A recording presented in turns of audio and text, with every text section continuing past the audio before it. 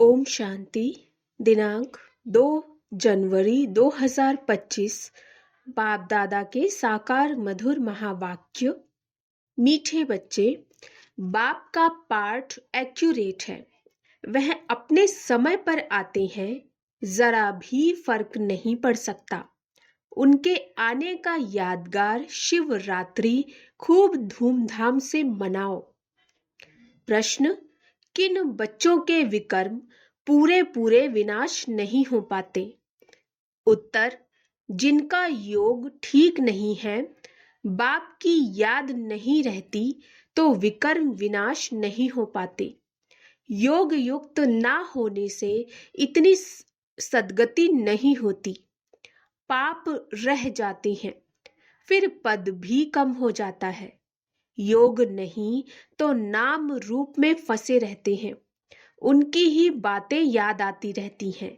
वह देही अभिमानी रह नहीं सकते। गीत: यह कौन आया आज सवेरे सवेरे मेरे मन के द्वारे। ओम शांति। सवेरा कितने बजे होता है? बाबा सवेरे कितने बजे आते हैं?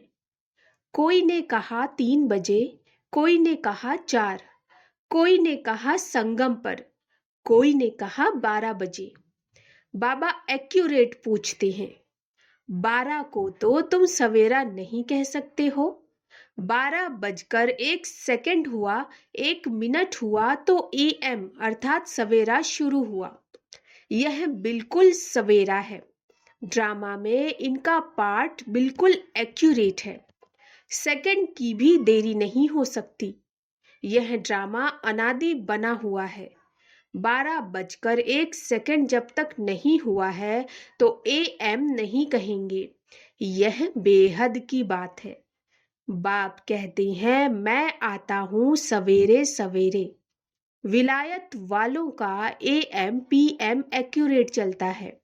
उन्हों की बुद्धि फिर भी अच्छी है। वह इतना सतो प्रधान भी नहीं बनते तो तमो प्रधान भी नहीं बनते। भारतवासी ही 100% सतो प्रधान फिर 100% तमो प्रधान बनते हैं। तो बाप बड़ा एक्यूरेट है। सवेरे अर्थात 12 बजकर 1 मिनट सेकंड का हिसाब नहीं रखते। सेकंड पास होने में मालूम भी नहीं पड़ता। अब यह बातें तुम बच्चे ही समझते हो। दुनिया तो बिल्कुल घोर अंधियारे में है। बाप को सभी भक्त दुख में याद करते हैं, पतित पावन आओ। परंतु वह कौन है, कब आते हैं, यह कुछ भी नहीं जानते। मनुष्य होते हुए एक्यूरेट कुछ नहीं जानते, क्योंकि पतित तमो प्रधान है। काम भी कितना तमो प्रधान है। अभी बेहद का बाप ऑर्डिनेंस निकालते हैं, बच्चे काम जीत जगत जीत बनो। अगर अभी पवित्र नहीं बनेंगे तो विनाश को पाएंगे। तुम पवित्र बनने से अविनाशी पद को पाएंगे। तुम राजयोग सीख रहे हो ना? स्लोगन में भी लिखते हैं, बी होली बी योगी। वास्तव में लिखना चाहिए, बी राजयोगी। योगी तो कॉमन अक्षर है। ब्रह्म से योग लगाते हैं, वह भी योगी ठहरे। बच्चा बाप से, स्त्री पुरुष से योग लगाती है, परंतु यह तुम्हारा है राजयोग। बाप राजयोग सिखलाते हैं, इसीलिए राजयोग लिखना ठीक है। बी होली एंड राजयोगी। दिन प्रतिदिन करेक्शन तो होती रहती है। बाप भी कहते हैं, आज तुमको गुह्य से गुह्य बातें सुनाता हूं। अब शिव जयंती भी आने वाली है। शिव जयंती तो तुमको अच्छी रीति मनानी है। शिव जयंती पर तो बहुत अच्छी रीति सर्विस करनी है। जिनके पास प्रदर्शनी है, सभी अपने अपने सेंटर्स पर अथवा घर में शिव जयंती अच्छी रीति मनाओ और लिख दो, शिव बाबा गीता ज्ञान दाता बाप से बेहद का वर्षा लेने का रास्ता आकर सीखो। भल बत्तियां आदि भी जला दो। घर घर में शिव जयंती मनानी चाहिए। तुम ज्ञान गंगाएं हो ना? तो हर एक के पास गीता पाठशाला होनी चाहिए। घर घर में गीता तो पढ़ते हैं ना। पुरुषों से भी माताएं भक्ति में तीखी होती हैं। ऐसे कुटुंब परिवार भी होते हैं जहां गीता पढ़ते हैं। तो घर में भी चित्र रख देने चाहिए।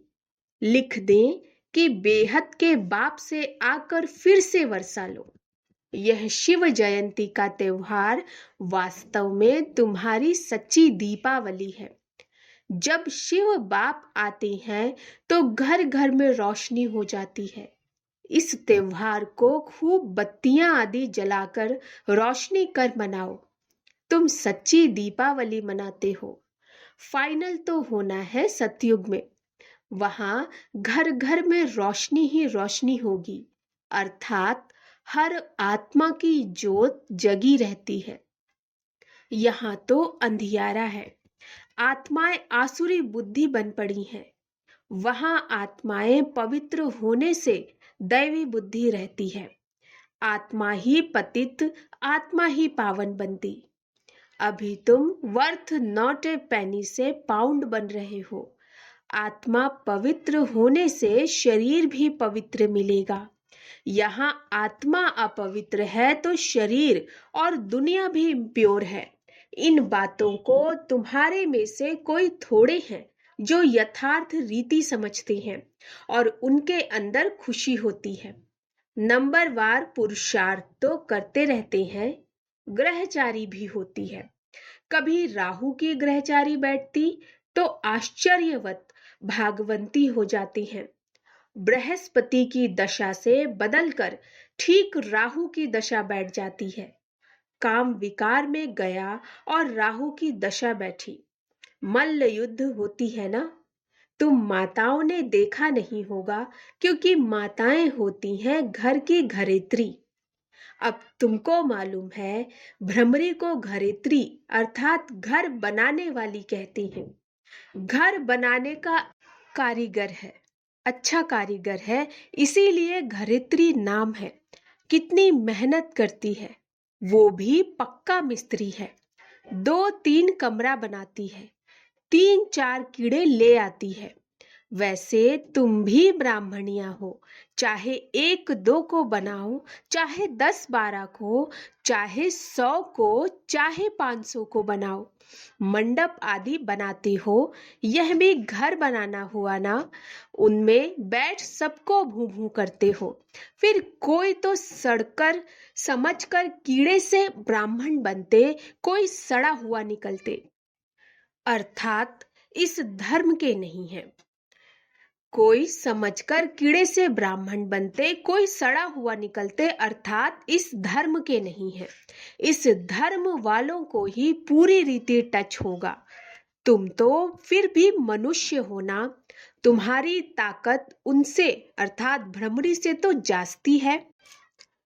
तुम 2000 के बीच में भी भाषण कर सकते हो। आगे चल 4-5 हजार की सभा में भी तुम जाएंगे। भ्रमरी की तुम्हारे से भेंट है। आजकल सन्यासी लोग भी बाहर विदेशों में जाकर कहते हैं, हम भारत का प्राचीन राजयोग सिखाती हैं। आजकल माताएं भी गेरू कफनी पहन कर जाती हैं। फॉरेनर्स को ठग कर आती हैं। उनको कहती हैं, भारत का प्राचीन राजयोग भारत में चलकर सीखो। तुम ऐसे थोड़े ही कहेंगे कि भारत में चलकर सीखो। तुम तो फॉरेन में जाएंगे तो वहां ही बैठ समझाएंगे। यह राजयोग सीखो तो स्वर्ग में तुम्हारा जन्म हो जाएगा। इसमें कपड़ा आदि बदलने की बात नहीं है। यहाँ ही देह के सब संबंध भूल अपने को आत्मा समझ बाप को याद करो। बाप ही लिबरेटर गाइड है, सबको दुख से लिबरेट करते हैं। अभी तुमको सतो प्रधान बनना है। तुम पहले गोल्डन एज में थे, अब आयरन एज में हो। सारी वर्ल्ड, सारे धर्म वाले आयरन एज में हैं। कोई भी धर्म वाला मिले, उनको कहना है, बाप कहती हैं, अपने को आत्मा समझ मुझे याद करो तो तुम पावन बन जाएंगे। फिर मैं साथ ले जाऊंगा। बस इतना ही बोलो, जास्ती नहीं। यह तो बहुत सहज है। तुम्हारे शास्त्रों में भी है कि घर घर में संदेश दिया, कोई एक रह गया तो उसने उलाहना दिया, मुझे कोई ने बताया नहीं। बाप आए हैं तो पूरा ढिंढोरा पीटना चाहिए। एक दिन जरूर सबको पता पड़ेगा कि बाप आए हैं, शांति धाम सुख धाम का वर्षा देने। बरोबर जब ब्रिटिज्म था तो और कोई धर्म नहीं था, सभी शांति धाम में थे। ऐसे ऐसे ख्यालात चलने चाहिए, स्लोगन बनाने चाहिए। बाप कहते हैं देह सहित सब संबंधों को छोड़ो, अपने को आत्मा समझ मुझ बाप को याद करो तो आत्मा पवित्र बन जाएगी। अभी आत्माएं अपवित्र हैं, अभी सबको पवित्र बनाए बाप गाइड बन वापस ले जाएंगे। सब अपने अपने सेक्शन में चले जाएंगे, फिर डीटी धर्म वाले नंबरवार आएंगे। कितना सहज है। यह तो बुद्धि में धारण होना चाहिए। जो सर्विस करते हैं वह छिपे नहीं रह सकते, सर्विस करने वाले भी छिप नहीं सकते। सर्विसेबल को तो बुलाते हैं, जो कुछ भी ज्ञान नहीं सुना सकते उनको थोड़े ही बुलाएंगे। वह तो और ही नाम बदनाम कर देंगे, कहेंगे बीके ऐसे होते हैं क्या, पूरा रिस्पॉन्ड भी नहीं करते। तो नाम बदनाम हुआ ना। शिव बाबा का नाम बदनाम करने वाले ऊंच पद पा न सके। जैसे यहाँ भी कोई तो करोड़पति है, पदमपति भी है, कोई तो देखो भूख मर रहे हैं। ऐसे बेगर्स भी आकर प्रिंस बनेंगे। अभी तुम बच्चे ही जानते हो, वही श्री कृष्ण जो स्वर्ग का प्रिंस था वह फिर बेगर बनते हैं, फिर बेगर टू प्रिंस बनेंगे। यह बेगर थे ना, थोड़ा बहुत कमाया, वह भी तुम बच्चों के लिए, नहीं तो तुम्हारी संभाल कैसे हो। यह सब बातें शास्त्रों में थोड़े ही हैं, शिव बाबा ही आकर बतलाते हैं। बरोबर यह गांव का छोरा था, नाम कोई श्री कृष्ण नहीं था, यह आत्मा की बात है, इसीलिए मनुष्य मूझे हुए हैं। तो बाबा ने समझाया शिव जयंती पर हर एक घर घर में चित्रों पर सर्विस करें, लिख दें कि बेहद के बाप से 21 जन्मों के लिए स्वर्ग की बादशाही सेकंड में कैसे मिलती है, सो आकर समझो। जैसे दिवाली पर मनुष्य बहुत दुकान निकाल बैठते हैं, तुमको फिर अविनाशी ज्ञान रत्नों की दुकान निकाल बैठना है। तुम्हारा कितना अच्छा सजाया हुआ दुकान होगा। मनुष्य दिवाली पर करते हैं, तुम फिर शिव जयंती पर करो। जो शिव बाबा सबके दीप जगाते हैं, तुमको विश्व का मालिक बनाते हैं। वह तो लक्ष्मी से विनाशी धन मांगते हैं, और यहाँ जगत अम्बा से तुमको विश्व की बादशाही मिलती है। यह राज बाप समझाते हैं। बाबा कोई शास्त्र थोड़े ही उठाते हैं। बाप कहते हैं मैं नॉलेजफुल हूं। हाँ, यह जानते हैं फलाने फलाने बच्चे सर्विस बहुत अच्छी करते हैं, इसीलिए याद पड़ती है।